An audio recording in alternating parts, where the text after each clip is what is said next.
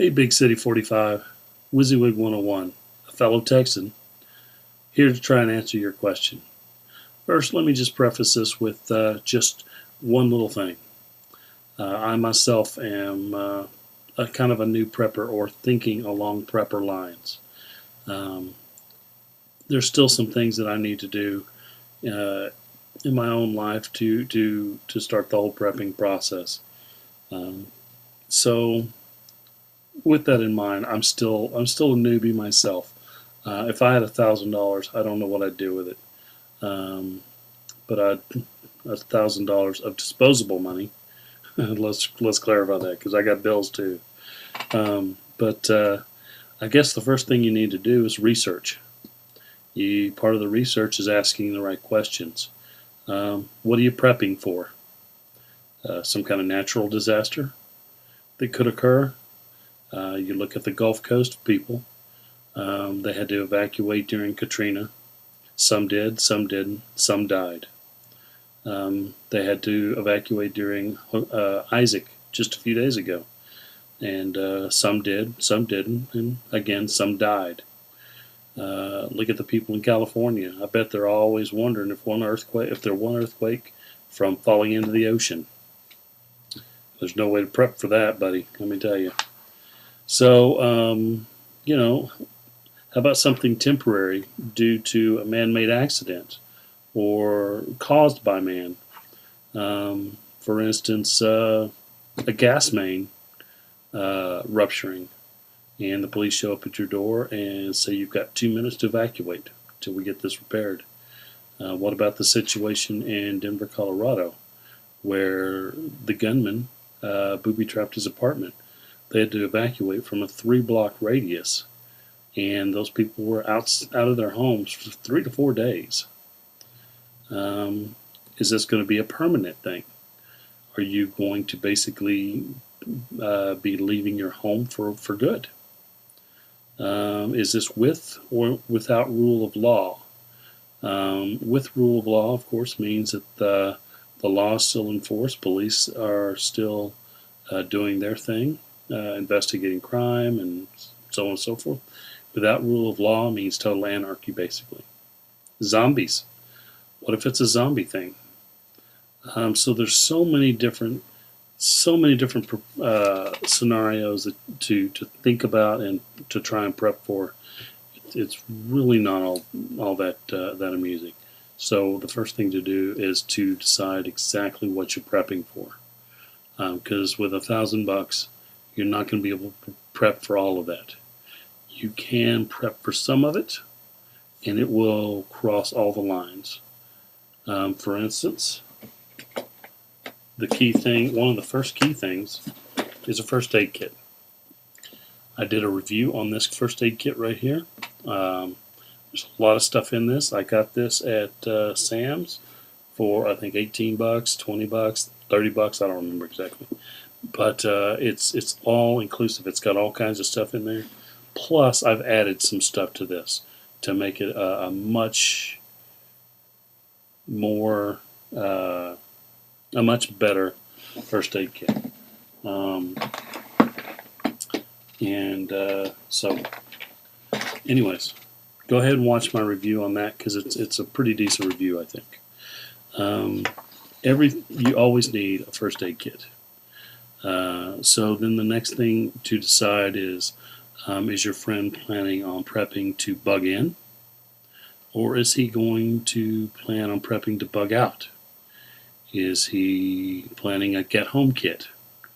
All of these are excellent prepper items or prepper things to think about. If you're bugging in, you're going to need the aforementioned first aid kit. You're going to need lots of water. Food that doesn't need a refrigerator or a cook or stove or oven. That didn't come out right, did it? Or an oven. Something like that. What happens if your electricity goes out for several days? What if it never comes back on again? What are you going to do? That's when all those little cook stoves come into play. That's when your grill out in the backyard comes into play. Bugging out. It used to be where people told you needed to plan for at least 3 days. 3 days out on the road or out of your house. Maybe one set of clothes, 3 days worth of water, which is heavy. Lots of weight. Food, medical, the ability to, firearms that you can hunt if you need to. Of course, if you're in that sort of situation, once again, we're looking at anarchy and without rule of law. So, but now the prevailing wisdom is 7 days. So that means you have to have 7 days worth of water per person. That is a lot of water.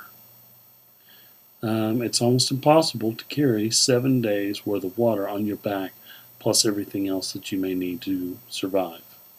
So you need to always think about that. Do you have a place to go during those 3 to 7 days? Mobility, fuel. If you're going to be driving anywhere, you're going to need fuel. Do you have a plan in place of places that you can stop and get fuel if you need it? Do you always keep your vehicle gassed up as much as possible in case of something like this? So you need to, and then what happens if your vehicle runs out of fuel in the middle of nowhere? You're headed to your destination, you got no way to get fuel. Then all your bug out stuff needs to be able to go portable. Therein lies the rub. 7 days worth of water. Think about that. A get-home kit. Get-home kit could be a few snack bars and, again, some water. You definitely need that. And what I'm talking about is what happens if you get into a situation where it's without rule of law and your car breaks down on the way home. You need to get home to your family. You're going to need a firearm to protect yourself, or what you have is going to be taken away from you, including your life.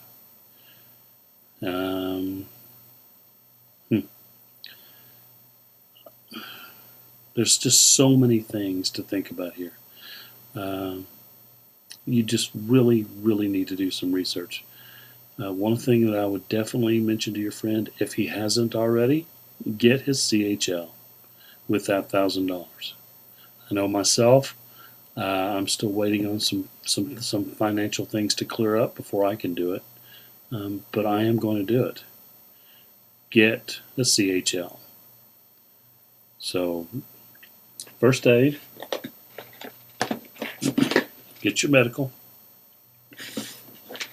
think about your water, think about some food that does not need any kind of electricity to heat up, cool off, chill, or anything like that.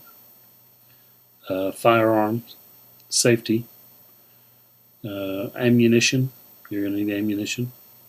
CHL. Research, research, research. That's my suggestions. Ask the right questions and then research. So, with that, I'm going to sign off now. Great question. Thanks for asking it. Stay safe and shoot straight.